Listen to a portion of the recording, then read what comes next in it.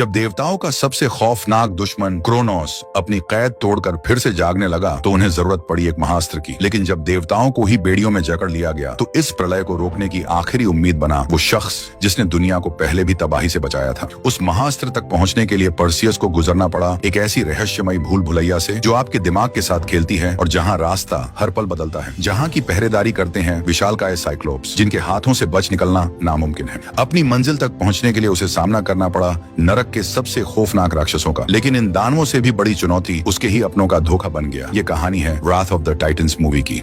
कहानी की शुरुआत होती है एक रणभूमि से। यहाँ का मंजर ऐसा है जैसे दुनिया खत्म होने वाली है। पहाड़ से भी बड़ा एक जलता हुआ विशालकाय हाथ पूरे मैदान में आग बरसा रहा है। 2 सिरों और 4 हाथों वाला एक दानव कत्लेआम मचा रहा है। अब इस शमशान बन चुके मैदान के बीचों बीच खड़ा पर्सियस देखता है कि उसका बेटा भी वहीं है। वो उसे बचाने की कोशिश करता है लेकिन वो विशाल हाथ सब कुछ खत्म कर देता है। पर्सियस की आंख खुलती है। ये एक भयानक सपना था, लेकिन उसे एहसास हो जाता है कि दुनिया में एक नई प्रलय आने वाली है। आर्गोस की जंग जिसमें पर्सियस ने क्रैकन को मार दिया था को अब 10 साल बीत चुके हैं। पर्सियस की पत्नी आयो का इंतकाल हो चुका है और अब उसका सारा संसार उसका बेटा हीलियस है। पर्सियस नहीं चाहता कि उसका बेटा कभी जंग की आग को देखे, इसीलिए पर्सियस अब गांव में एक मछुआरे की तरह रह रहा है। कुछ दूर तेज भूकंप आता है। धरती 2 हिस्सों में फटने लगती है। पाताल लोक के सबसे गहरे हिस्से में मौजूद तिलिस्मी जेल टार्टरस में अब हलचल शुरू हो गई है, जहाँ न केवल दुनिया के सबसे खूंखार राक्षस कैद हैं, बल्कि उनके साथ यहाँ वह क्रूर टाइटन क्रोनोस भी कैद है, जो देवताओं से अपना बदला लेने के लिए सदियों से इंतजार कर रहा है। उसी रात पर्सियस नोटिस करता है कि आसमान में अजीब शोर हो रहा है। तभी बिजली कड़कती है और जूस प्रकट होते हैं। जूस के चेहरे पर फिक्र की लकीरें हैं।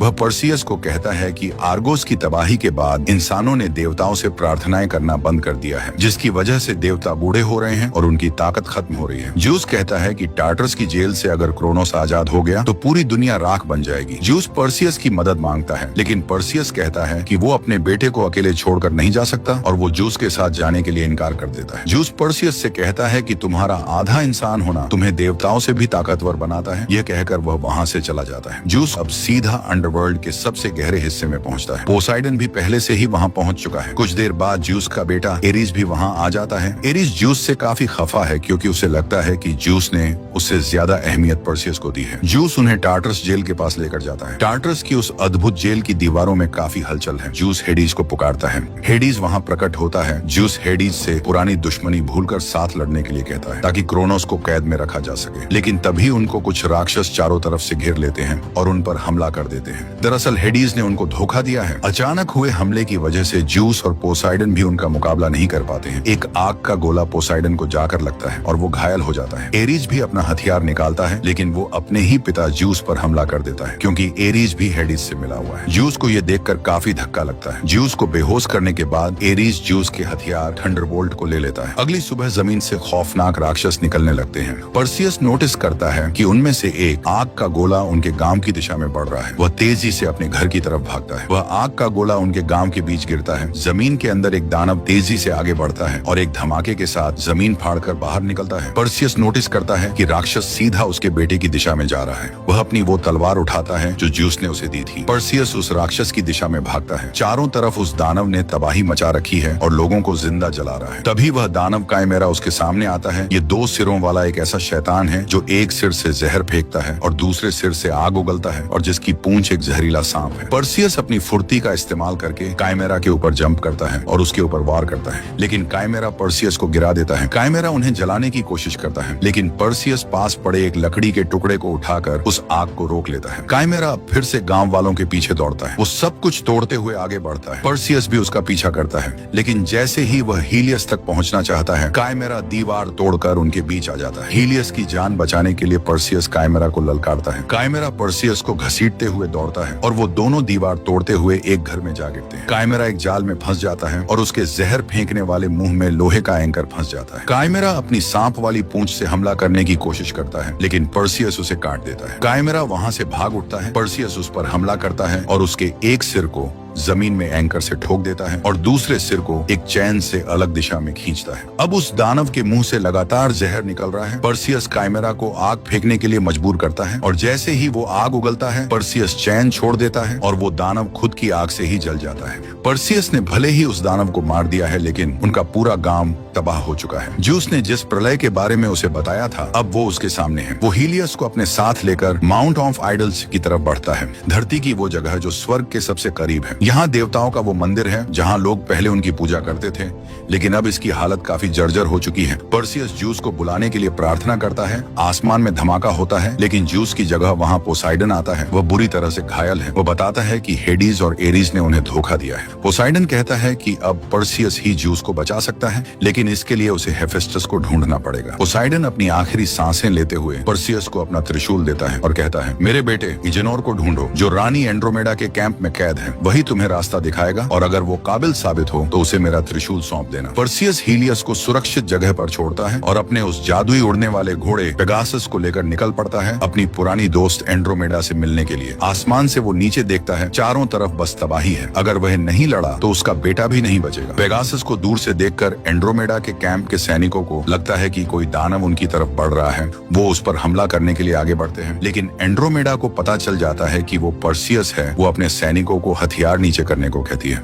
पर्सियस वहां पहुंचता है। एंड्रोमेडा उसे देखकर काफी खुश है। वो एक योद्धा बन चुकी है और अपनी सेना के साथ इन राक्षसों से लड़ रही है। एंड्रोमेडा पर्सियस को अपने टेंट में लेकर जाती है। उसके दिल में अब भी पर्सियस के लिए फीलिंग्स है। पर्सियस देखता है कि चारों तरफ घायल सैनिक हैं। वो एंड्रोमेडा को बताता है कि देवताओं का अंत करीब है। वो एजेनोर के बारे में पूछता है। एंड्रोमेडा उसे उस जेल में लेकर जाती है जहाँ एजेनोर कैद है। एजेनोर कोई योद्धा नहीं है, वह एक चोर और धोखेबाज है जो कैद में अपनी सजा काट रहा है। उसे अपनी दैवीय शक्तियों में कोई दिलचस्पी नहीं है, लेकिन जब उसे पता चलता है कि उसका पिता पोसाइडन मारा जा चुका है, वह इस मिशन पर जाने के लिए तैयार हो जाता है। एजेनोर उन्हें बताता है कि टार्टरस की भूल भुलैया का नक्शा सिर्फ एक ही शख्स ने बनाया है, हेफेस्टस, देवताओं का वो लोहार जिसने ज्यूस का थंडरबोल्ट और पोसाइडन का त्रिशूल बनाया था। लेकिन हेफेस्टस को देवताओं ने ओलिम्पस से निकाल दिया था और अब वह एक गुमनाम टापू पर रहता है। पर्सियस, एंड्रोमेडा और एजेनोर एक जहाज लेकर उस द्वीप की तरफ बढ़ते हैं, लेकिन समुन्दर में चारों तरफ कोहरा है और उन्हें कुछ दिखाई नहीं दे रहा। एजेनोर अपने पिता का त्रिशूल मांगता है और कहता है कि पोसाइडन के हथियार के बिना उस गुप्त द्वीप पर पहुंचना नामुमकिन है। पर्सियस एजेनोर पे भरोसा करते हुए उसे पोसाइडन का वो त्रिशूल दे देता है। जैसे ही एजेनोर उस त्रिशूल को पकड़ता है, समुन्दर में एक जोरदार कंपन होता है। पोसाइडन की दैवीय शक्ति के प्रभाव से वह जहाज खुद ब खुद अपनी दिशा बदलने लगता है और उस रहस्यमयी द्वीप की तरफ बढ़ने लगता है। द्वीप का नजारा बहुत खूबसूरत है। चारों तरफ जंगल फैला हुआ है। जब वे जंगल के अंदर कदम बढ़ाते हैं तो उन्हें एहसास होता है कि पूरे इलाके में जाल बिछे हुए हैं। कुछ दूर आगे जाकर एजेनोर गलती से एक जाल को एक्टिवेट कर देता है। वो कुछ कर पाते उससे पहले ही वो एक पिंजरे में कैद हो जाता है और वो पिंजरा काउंटर वेट के भारी दबाव की वजह से झटके के साथ ऊपर की ओर खिंच जाता है। तभी दूर जंगल में उन्हें एक दहाड़ सुनाई देती है। वो कुछ कर पाते उससे पहले ही एजेनोर को दूर खींच लिया जाता है। पर्सियस बिना वक्त गवाए उसके पीछे दौड़ पड़ता है, लेकिन तभी अचानक एक विशाल पेड़ उसकी दिशा में आता है। पेड़ों के बीच से एक विशालकाय दानव उसकी तरफ बढ़ रहा है। पर्सियस वहाँ से भागता है, लेकिन वो दानव उसका पीछा करता है। ये साइक्लोप्स था, एक आंख वाला विशालकाय राक्षस। उसका हर एक वार जंगल के विशाल पेड़ों के भी दो टुकड़े कर दे रहा है। दूसरी तरफ एक और साइक्लोप्स एंड्रोमेडा और उसके सैनिकों को घेर लेता है। वह बिना किसी रहम के उन पर टूट पड़ता है और उन्हें मारना शुरू कर देता है। एंड्रोमेडा और उसकी एक सैनिक बचकर एक गड्ढे में छुप जाते हैं, लेकिन वह साइक्लोप्स उनका पीछा नहीं छोड़ रहा। पर्सियस भागकर एक ट्रैप के पास पहुंचता है। तभी वह साइक्लोप्स वहां पहुंचकर दोबारा पर्सियस पर हमला कर देता है। पर्सियस अपनी तलवार से उसका हाथ रोकता है। कुछ सैनिक भी वहां आकर पर्सियस की मदद करते हैं। मौका पाते ही पर्सियस उस ट्रैप को एक्टिवेट कर देता है और वह पेड़ सीधा उस साइक्लोप्स के सिर पर जाकर लगता है। साइक्लोप्स वही बेहोश होकर गिर जाता है। उसकी दर्दनाक चीख सुनकर दूसरा साइक्लोप्स भी एंड्रोमेडा को छोड़कर वहां से भाग जाता है। पर्सियस गिरे हुए साइक्लोप्स के ऊपर जाता है। तभी दूसरा साइक्लोप्स भी वहां पहुंच जाता है। पर्सियस उनसे पूछता है कि एजेनोर कहाँ है। वो उन्हें वार्निंग देता है और पोसाइडन का त्रिशूल निकाल लेता है, लेकिन तभी एक बूढ़ा साइक्लोप्स वहां एजेनोर को लेकर आता है। पोसाइडन के त्रिशूल को देखकर वो बताता है कि वो हेफेस्टस के पहरेदार हैं और इस जंगल की हिफाजत करते हैं। दूसरी तरफ पाताल लोक में हेडीज और एरीज ने ज्यूस को बंदी बना रखा है। एरीज ज्यूस से इतनी नफरत करता है कि वो कैद में भी ज्यूस पर वार करता है। हेडीज उसे रोकता है। हेडीज कहता है कि ये उसकी सल्तनत है और एरीज अपनी औकात में रहे। उन्हें ज्यूस को मारने की जरूरत नहीं है क्योंकि क्रोनोस ने ज्यूस की शक्तियों को खींचना शुरू कर दिया है। जब ज्यूस उनसे पूछता है वो ऐसा क्यों कर रहे हैं, तब हेडीज बताता है कि उन्होंने क्रोनोस से एक सौदा किया है। अगर वे ज्यूस की दिव्य शक्ति क्रोनोस को सौंपकर उसे दोबारा जिंदा कर देते हैं तो बदले में क्रोनोस उन्हें अमरता का वरदान देगा। हेडीज कहता है कि देवता अब मरने लगे हैं, लेकिन उन्हें इंसानों की तरह स्वर्ग नहीं मिलता, बल्कि उनका अंश इस दुनिया से खत्म हो जाता है और हेडीज अपना ऐसा अंत नहीं चाहता। पर्सियस और उसका काफिला अब साइक्लोप्स के साथ उस जगह की ओर बढ़ रहा है जहाँ हेफेस्टस रहता है। वो बूढ़ा साइक्लोप्स उन्हें एक विशाल पहाड़ के नीचे मौजूद गुफा के पास लेकर जाता है। गुफा के अंदर जाने पर उनकी मुलाकात हेफेस्टस से होती है। हेफेस्टस अब एक बूढ़ा और थोड़ा पागल सा दिखने वाला शख्स बन चुका है। वह देवताओं से नफरत करता है क्योंकि उन्होंने उसे छोड़ दिया था। हेफेस्टस उन्हें अपनी गुप्त लैब में ले जाता है और खुलासा करता है कि टार्टरस की रचना उसी ने की थी, लेकिन टार्टरस बनाते समय उसने अपने लिए एक गुप्त रास्ता भी बनाया था। मगर यह रास्ता किसी साधारण मार्ग जैसा नहीं बल्कि एक पेचीदा भूल भुलैया है। जब पर्सियस उसे बताता है कि एरीज और हेडीज मिलकर क्रोनोस को आजाद कर रहे हैं तो हेफेस्टस उनकी मदद करने के लिए मान जाता है। वे सभी उस खतरनाक भूल भुलैया की ओर रवाना हो जाते हैं। रास्ते में हेफेस्टस एजेनोर को भूल भुलैया का नक्शा देता है। वह उनको बताता है कि भूल भुलैया महज पत्थरों की दीवार नहीं है, बल्कि यह आपके दिमाग के साथ खेलती है। हर मोड़ पर सैकड़ों दरवाजे मिलेंगे और किसी भी गलत दरवाजे का चुनाव निश्चित मौत है। जैसे ही यह काफिला भूल भुलैया के मुहाने पर पहुंचता है, हेफेस्टस उस तिलिस्मी दरवाजे को खोल देता है। तभी आसमान चीरते हुए एक जोरदार धमाका होता है और बिजली की रफ्तार से एरीज उनके सामने आकर गिरता है। पर्सियस उसे रोकने की कोशिश करता है, लेकिन उसके वार का एरीज पर कोई असर नहीं होता। एरीज अपने हथियार निकालता है और एक एक करके उन सैनिकों को मारने लगता है। वे सैनिक एरीज की शक्ति के आगे पूरी तरह बेबस नजर आते हैं। एंड्रोमेडा भी बहादुरी दिखाती है, लेकिन एरीज के वार से वो भी दूर जाकर गिरती है। भूल भुलैया का दरवाजा भी अब वापस बंद होने लगता है। हेफेस्टस दरवाजे को रोकने के लिए अपने हथियार का इस्तेमाल करता है। एरीज अब पर्सियस पर हमला करता है। पर्सियस को बचाने के लिए एजेनोर एरीज पर पीछे से वार करता है। इसी गहमागहमी में हेफेस्टस का हथियार टूट जाता है। एंड्रोमेडा भागकर अंदर चली जाती है। उसके पीछे पर्सियस और एजेनोर भी अंदर भागते हैं। पर्सियस और उसके साथियों को बचाने के लिए हेफेस्टस खुद को कुर्बान कर देता है। अंदर पहुंचते ही पर्सियस एक खतरनाक ढलान से फिसलकर भूल भुलैया के सबसे निचले अंधेरे हिस्से में जा गिरता है। यहाँ एंड्रोमेडा और एजेनोर भी है। वे तीनों आगे बढ़ने की कोशिश करते हैं, मगर हर मोड़ पर रास्ता पत्थर की दीवारों से बंद मिलता है। इस अनंत और विशाल भूल भुलैया को पार करना अब पूरी तरह नामुमकिन नजर आने लगा है। तभी उनकी पास की दीवारें भी खिसकने लगती हैं। वो तीनों वहां से भागते हैं और बाल बाल बचते हैं, मगर जैसे ही वे बाहर निकलते हैं वे उस तिलिस्मी भूल भुलैया के ऐसे हिस्से में पहुंचते हैं जहां रास्ता हर पल अपना रूप बदल रहा है। टार्टरस की ये जगह किसी जिंदा शैतान जैसी है। वो कुछ कर पाते उससे पहले ही वो नीचे खींच लिए जाते हैं। पर्सियस अब एक अंधेरे कमरे में जाकर गिरता है जहां एक राक्षस उस पर हमला करता है। ये दानव हर बार हमला करने के बाद पर्सियस को गिराकर भाग जाता। जब पर्सियस थक जाता है तब वो दानव अपना चेहरा दिखाता है। ये मिनोटॉर था, आधा इंसान और आधा सांड। मिनोटॉर जब फिर से पर्सियस पर हमला करता है तब पर्सियस अपनी फुर्ती दिखाते हुए उसका सींग तोड़ देता है। फिर वह उसी सींग को हथियार बनाकर उस राक्षस को मार गिराता है। मिनोटॉर को खत्म करते ही वो जगह फिर से अपना रूप बदलने लगती है और एक नया आकार ले लेती है। पर्सियस आगे बढ़ता है तो उसे एंड्रोमेडा और एजेनोर मिलते हैं। वो लोग देखते हैं कि वो अब आखिरकार टार्टरस के केंद्र में पहुंच चुके हैं। ज्यूस को विशाल जादुई जंजीरों से हवा में लटकाया गया है। ज्यूस हेडीज से माफी मांगता है। ये सुनकर हेडीज चौंक जाता है। ज्यूस कहता है कि वह इस पूरी साजिश के लिए हेडीज को माफ कर रहा है। हेडीज की आंखों में अपने भाई के लिए दया और अपनी गलती के लिए पछतावा साफ दिखाई देता है। तभी वहाँ एरीज आता है और हेडीज पर हमला कर देता है। एरीज ज्यूस के हथियार से हेडीज को मारने की कोशिश करता है, मगर ज्यूस उस हथियार को सक्रिय होने से रोक देता है। ज्यूस कहता है कि वो उसे हेडीज को नहीं मारने देगा। मौके का फायदा उठाकर हेडीज एरीज को लेकर वहाँ से नीचे की गहराइयों में कूद जाता है। क्रोनोस भी अब पूरी तरह जागने की कगार पर पहुंच चुका है।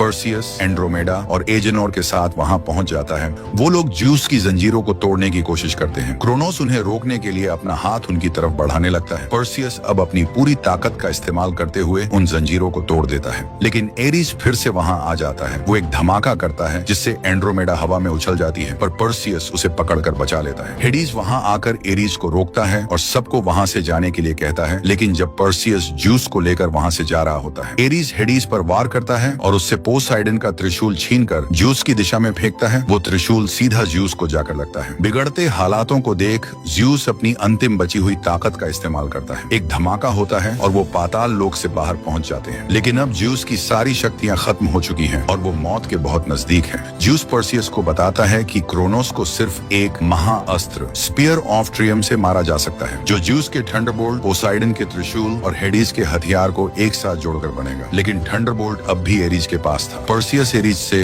प्रार्थना के जरिए बात करता है। वो कहता है कि अब समय आ गया है कि वो साबित कर दे कि उनमें से कौन ज्यूस का काबिल बेटा है। पर्सियस एजेनोर और एंड्रोमेडा को कहता है कि उन्हें क्रोनोस को कुछ समय के लिए रोकना होगा। इसके बाद पर्सियस एरीज से मुकाबला करने के लिए वहां से निकल पड़ता है। अब इस तबाही को रोकने की सारी जिम्मेदारी एंड्रोमेडा के जांबाज सैनिकों के कंधों पर आ टिकी है। तभी एक जोरदार धमाका होता है। ये इतना तेज है कि पूरा मैदान धुएं के गुबार में समा जाता है। एंड्रोमेडा को एहसास हो जाता है कि ये क्रोनोस है। धमाके से निकल रहे आग के गोलों से बचते हुए पर्सियस आगे बढ़ता है, लेकिन जैसे ही ये धधकते गोले जमीन से टकराते हैं, उनके अंदर से क्रोनोस के खूंखार योद्धा मखाई निकलते हैं। जैसे ही ये राक्षस इंसानी फौज पर हमला करते हैं, मंजर कत्लेआम में बदल जाता है। मखाई की तलवारें बिजली की रफ्तार से चलती हैं और एक एक वार में कई सैनिकों के पर खच्चे उड़ा देती हैं। दूसरी तरफ पर्सियस मंदिर में पहुंचकर देखता है कि एरीज पहले से वहां खड़ा है, लेकिन एरीज हीलियस को भी वहां लेकर आया है। एरीज पर्सियस से कहता है कि वो उसे उसके बेटे के सामने मारेगा, ताकि उसे पता चल सके कि अगर किसी से उसका बाप छीन लिया जाए तो उस पर क्या गुजरती है। पर्सियस एरीज पर हमला करता है, लेकिन एरीज की ताकत पर्सियस के मुकाबले कहीं ज्यादा है। पर्सियस के वार बेअसर साबित होते हैं और एरीज उसे उठा के पटक देता है। एरीज उसे बहुत ही बेरहमी से मारता है और उसे पकड़कर मंदिर में मौजूद विशाल पिलर्स पर दे मारता है। जब एरीज को लगता है कि पर्सियस हार चुका है, तब वो वापस हीलियस के पास जाता है। लेकिन अब पर्सियस अपने बेटे को बचाने के लिए अपनी बची हुई ताकत जुटाकर एरीज पर हमला करता है। वो उसे पीछे से पकड़ता है और उसी का खंजर एरीज के सीने में मारता है। इसके बाद पर्सियस ज्यूस का थंडरबोल्ट एरीज में घुसा देता है। अपने भाई को मरता देख पर्सियस को दुख होता है। एरीज मर जाता है और उसका शरीर राख बनकर बिखर जाता है। अब उसके पास तीनों हथियार आ गए हैं और वो क्रोनोस का सामना करने के लिए तैयार है। वो उन तीनों हथियारों को जोड़ता है, जिससे बनता है वो महाअस्त्र स्पीयर ऑफ ट्रियम। अब हेडिस भी युद्ध के मैदान में पहुंच चुका है। वो ज्यूस के पास जाता है और उसे कहता है कि मैंने भी तुम्हें माफ कर दिया है। ये कहकर वो अपनी आधी ताकत ज्यूस को दे देता है। ज्यूस के घाव भर जाते हैं और वो फिर से जवान हो जाता है। देवताओं का यह पुनर्मिलन अब इस तबाही को रोकने की नई उम्मीद है। अब ये दोनों भाई क्रोनोस के राक्षसों को धूल चटाने लगते हैं। इन दोनों को रणभूमि में लड़ते देखकर एहसास होता है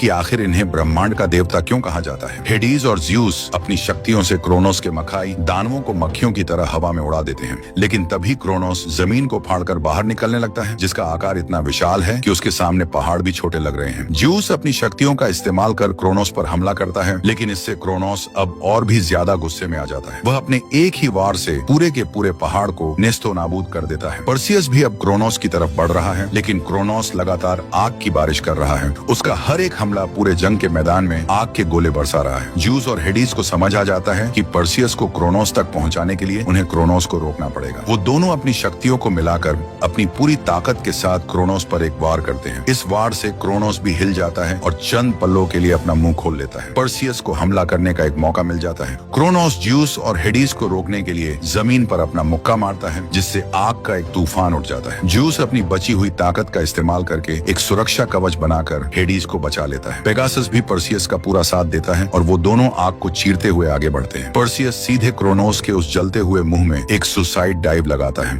पर्सियस उस महाअस्त्र से क्रोनोस को अंदर से चीर देता है और फिर उसे उसके शरीर के अंदर फेंक देता है। अब क्रोनोस के पूरे शरीर में वो बिजली दौड़ने लग जाती है। उसका लावा से बना शरीर अंदर से फटने लगता है। क्रोनोस का विशाल पत्थर जैसा शरीर धमाके के साथ टुकड़ों टुकड़ों में बिखर जाता है। ये देखकर एंड्रोमेडा और उसकी सेना भी खुशी से झूम उठते हैं। पर्सियस भी वहां से बचकर वापस आ जाता है। पर्सियस को जिंदा देखकर एंड्रोमेडा को और भी सुकून मिलता है। पर्सियस ज्यूस के पास जाता है। हेडिस उसे कहता है कि अब ज्यूस को आखिरी अलविदा कहने का वक्त आ चुका है। ज्यूस कहता है कि उसे अपने बेटे पर्सियस पर नाज है। वो एक पिता की तरह अपना हाथ पर्सियस के चेहरे पर रखता है और उसे शुक्रिया कहता है। ज्यूस मरते वक्त भी मुस्कुरा रहे हैं, क्योंकि उन्होंने अपने बेटे पर्सियस में वो सब देख लिया जो वे खुद नहीं बन पाए। हेडिस भी अब एक मामूली इंसान की तरह बूढ़ा हो चुका है। हेडिस पर्सियस को कहता है, अब देवताओं का वक्त खत्म हुआ, अब दुनिया तुम्हारी है। कैंप में लौटकर पर्सियस की नजर एंड्रोमेडा पर पड़ती है। वह उससे अपने दिल की बात कहना चाहता है, लेकिन हिम्मत नहीं जुटा पा रहा है। एजेनोर ये नोटिस करता है और पर्सियस को एंड्रोमेडा के पास जाने को कहता है। पर्सियस एंड्रोमेडा के करीब जाता है और इससे पहले कि वह कुछ कहे, वह उसे किस कर देता है। एंड्रोमेडा भी शायद इसी पल का इंतजार कर रही थी। वह धीरे से मुस्कुराने लगती है। फिल्म के आखिर में हम पर्सियस को उसके बेटे हीलियस के साथ देखते हैं। पर्सियस हीलियस को अपनी तलवार सौंप देता है। वह उसे समझाता है कि तुम्हारी रगों में देवताओं का खून है और तुम्हें अपनी इस शक्ति का इस्तेमाल हमेशा लोगों की भलाई के लिए करना होगा।